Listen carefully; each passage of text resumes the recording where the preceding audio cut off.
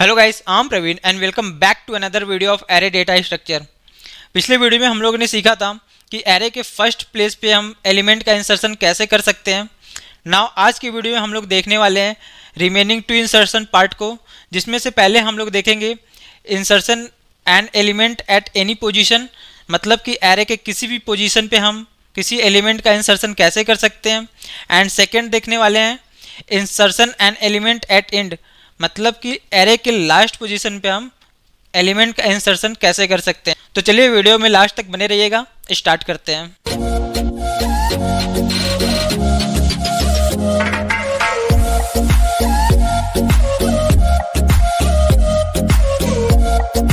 So guys, हम लोग यहाँ पे एरे में इंसर्शन के उस पार्ट को देखने वाले हैं जहाँ पर हम यूजर से एक पोजीशन इनपुट कराएंगे, देन हम उस पोजीशन पे एलिमेंट को इंसर्ट करना सीखेंगे। सो चलिए हम लोग पहले एक फंक्शन बना लेते हैं, void insert at pos। Now हम अब यूजर को एक मैसेज देंगे, printf enter the position। Now scanf function के थ्रू हम इनपुट करा लेंगे %d and %pos। हम लोग ने यहाँ पे pos वेरिएबल का यूज़ किया है। सो चलिए यहाँ पे हम लोग डिक्लेयर कर लेते हैं इंट pos। नाउ अब हम लोग एक और मैसेज यूजर को देते हैं, एंटर द एलिमेंट।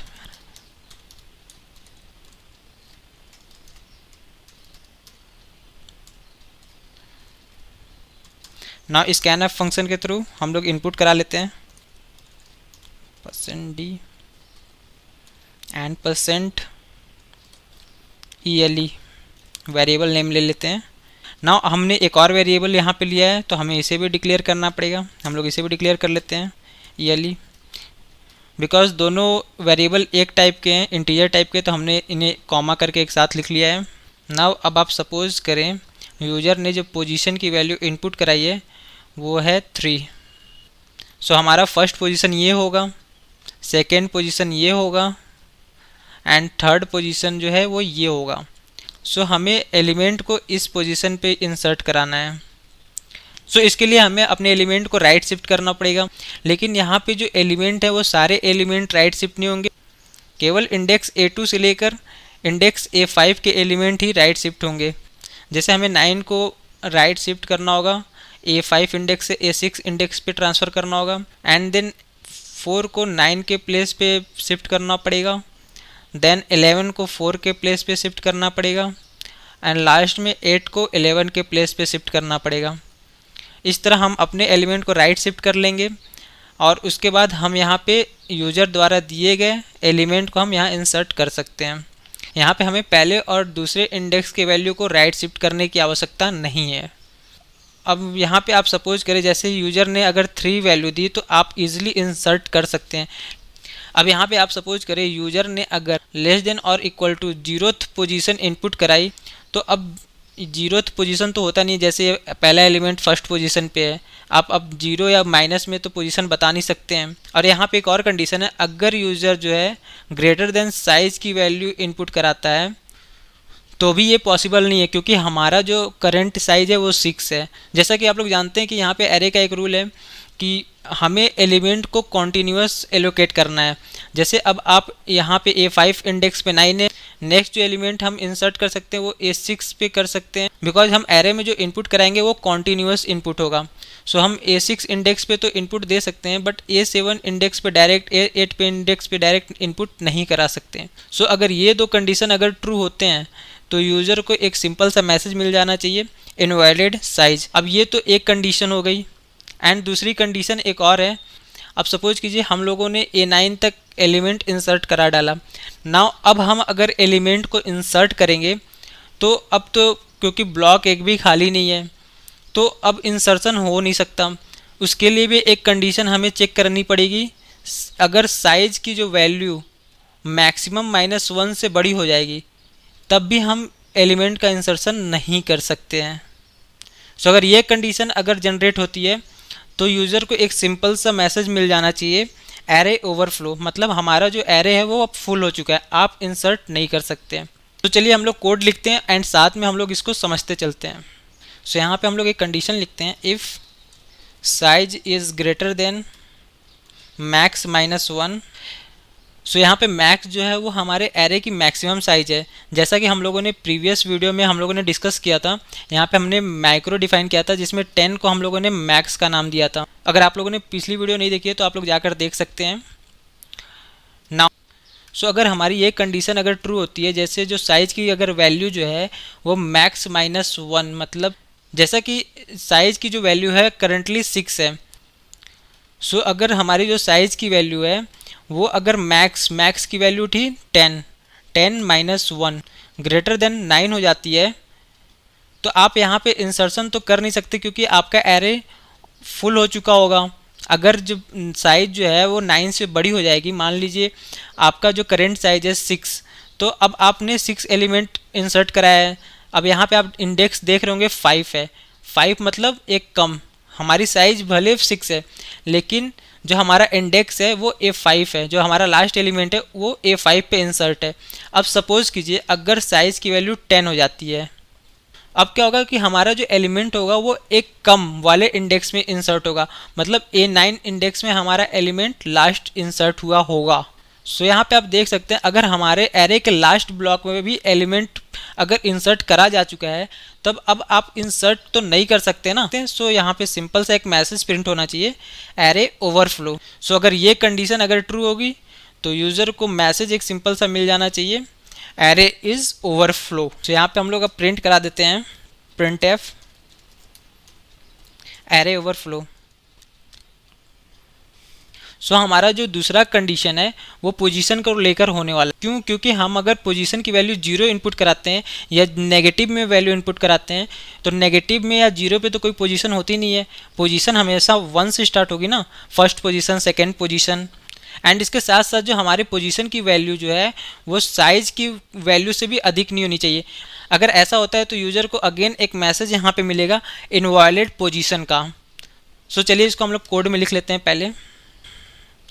एंड यहाँ पे हम लोग अब एल्स इफ़ लगाते हैं, एल्स इफ़, और यहाँ पे कंडीशन हम लोग डाल देते हैं अगर POS की वैल्यू मतलब पोजीशन की वैल्यू लेस देन और इक्वल टू 0 हुई या पोजीशन की जो वैल्यू है वो ग्रेटर देन हुई साइज से, अगर इन दोनों कंडीशन में से कोई एक भी कंडीशन अगर ट्रू हो जाती है तो यूज़र को एक सिंपल सा मैसेज मिलेगा प्रिंट एफ इनवैलिड पोजीशन।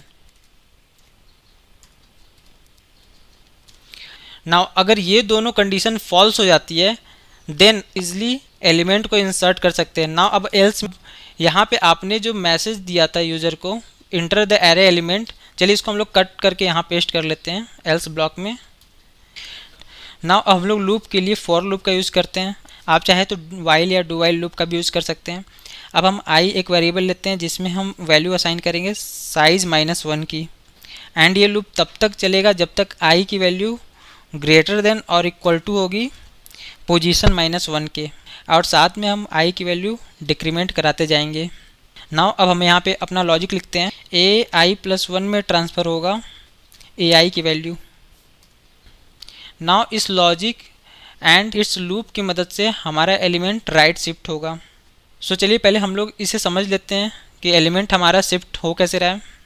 अब यहाँ पे आप देख सकते हैं जो आई में इनिशियल वैल्यू जा रही है वो साइज -1 की वैल्यू जा रही है, जो हमारी करंटली साइज है वो है 6, तो यहाँ क्या हो जाएगा 6 - 1 = 5। सो आई में ट्रांसफ़र हो जाएगा 5, और ये लूप कब तक चलेगा, ये हमारा जो कंडीशन है वो है आई जब तक ग्रेटर देन और इक्वल टू होगा पोजीशन -1।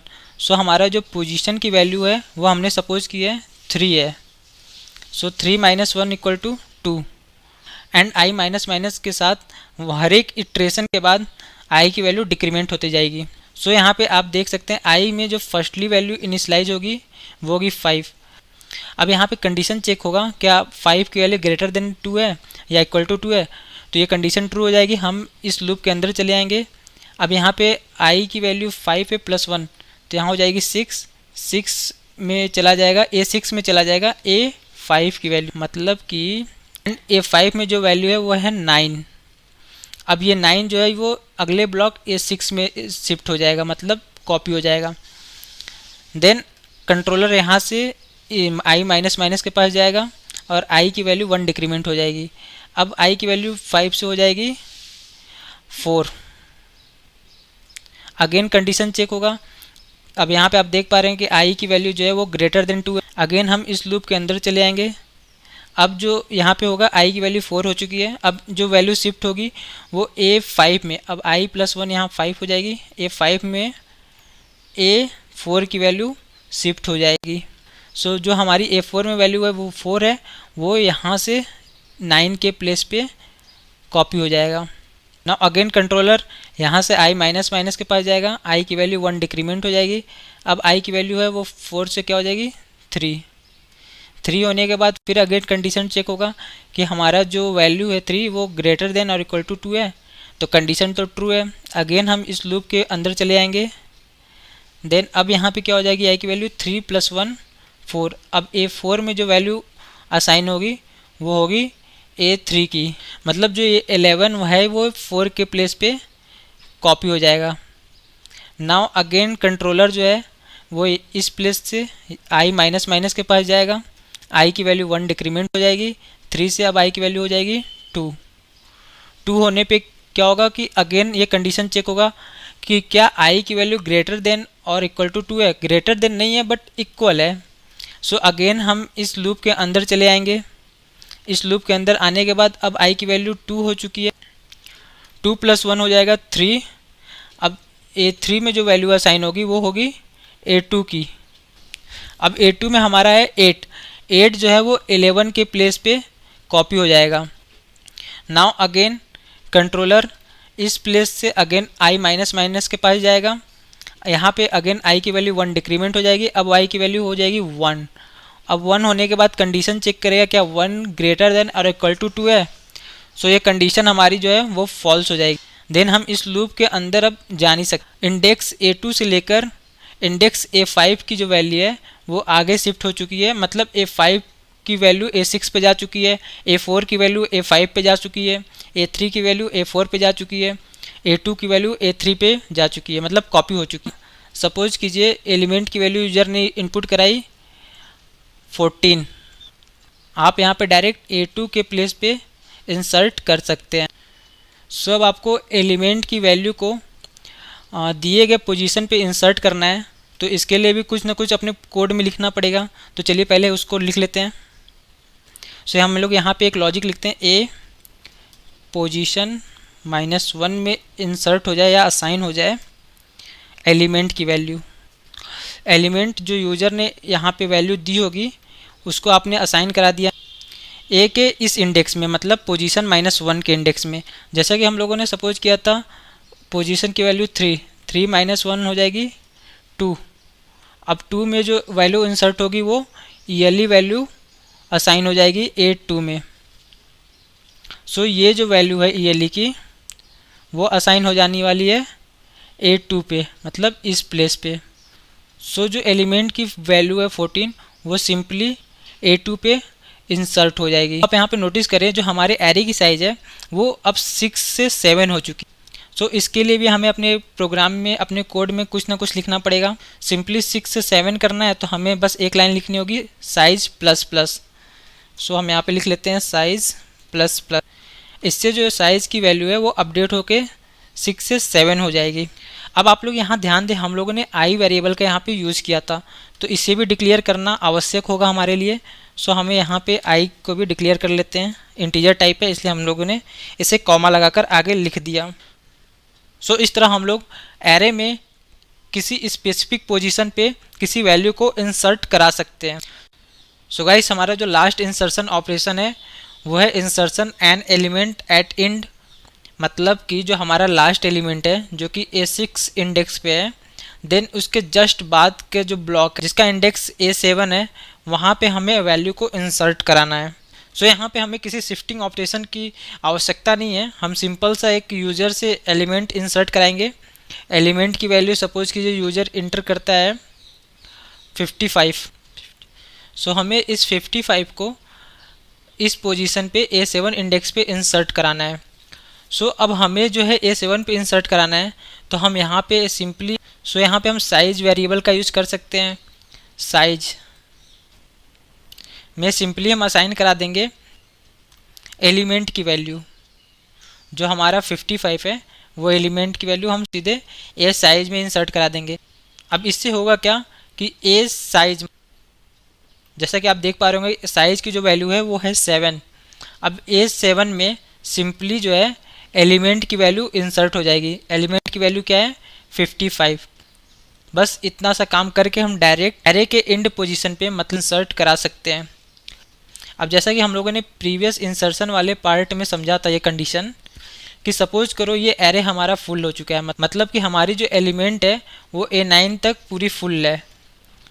अब आप अगर इंसर्शन इसमें करना चाहो किसी एलिमेंट का तो वो तो इंसर्ट हो नहीं सकता है। तो इस कंडीशन को चेक करने के लिए हमें कुछ ना कुछ तो प्रोग्राम में लिखना पड़ेगा। जैसे प्रीवियस पार्ट में हम लोगों ने लिखा था साइज, अगर साइज की वैल्यू ग्रेटर देन मैक्स -1 से हुई यूजर को जाना चाहिए एरे ओवरफ्लो, मतलब कि हमारी जो एरे है वो फुल हो चुकी है, अब आप इंसर्ट नहीं कर सकते। सो ये कंडीशन हमको इसमें भी अप्लाई करनी होगी और अगर ये कंडीशन फॉल्स होती है तो यूजर सिंपली इंसर्शन कर सकता है। तो चलिए हम लोग इसे कोड में लिखते हैं।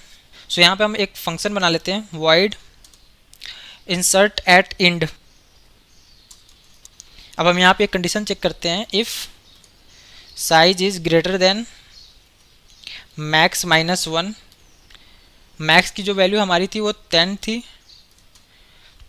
अगर ये कंडीशन ट्रू होती है तो यूजर को सिंपली एक मैसेज मिलना चाहिए printf एरे ओवरफ्लो। नाउ अगर ये कंडीशन फॉल्स हो जाती है ये ब्लॉक एग्जीक्यूट होगा। चलिए तब एल्स पार्ट में हम लिख लेते हैं। पहले यूज़र को एक मैसेज देते हैं printf enter the array element.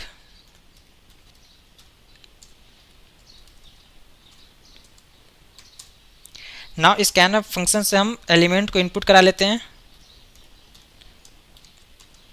%d format specifier and % E L E variable हम लोग ले लेते हैं जिसमें हम इनपुट कराएंगे। अब चूंकि हमने इस ब्लॉक में ईएलई वेरिएबल का यूज किया है तो हमें यहाँ पे डिक्लेयर भी करना पड़ेगा। इसका टाइप हम लोग लिख लेते हैं इंट ईएलई। नाउ अब हम सिंपली एलिमेंट को एरे के एंड पोजीशन पे इंसर्ट कर देते हैं।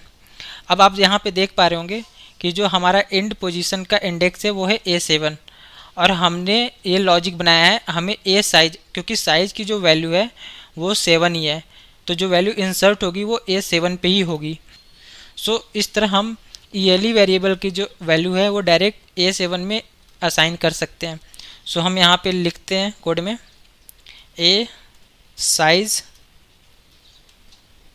Equal to ईएलई। नाउ अब क्या होगा, जो ये 55 है वो इस पोजीशन पे इंसर्ट हो जाएगा तो यहाँ पे क्या आ जाएगा 55। सो अब हमारी जो एरे की साइज़ है वो 7 से बढ़कर क्या हो जाएगी 8। सो सिंपली हम कोड में साइज ++ लिख देंगे, इससे हमारी वैल्यू जो साइज़ की है वो इंक्रीमेंट हो जाएगी 7 से 8 हो जाएगी। सो चलिए हम लोग लिख लेते हैं यहाँ पे साइज ++। सो इस तरह आप एंड पोजीशन पे एलिमेंट को इंसर्ट कर सकते हो। सो गाइस इस तरह हम लोगों ने इंसर्शन के रिमेनिंग 2 पार्ट को देख लिया, जिसमें से हम लोगों ने पहले देखा कि एरे के किसी पोजीशन पे हम किसी एलिमेंट का इंसर्शन कैसे कर सकते हैं एंड देन एरे के एंड पोजीशन पे हम डायरेक्ट एलिमेंट को कैसे इंसर्ट कर सकते हैं। नेक्स्ट वीडियो में हम लोग देखने वाले हैं कि हम एलिमेंट को ट्रैवर्स कैसे कर सकते हैं।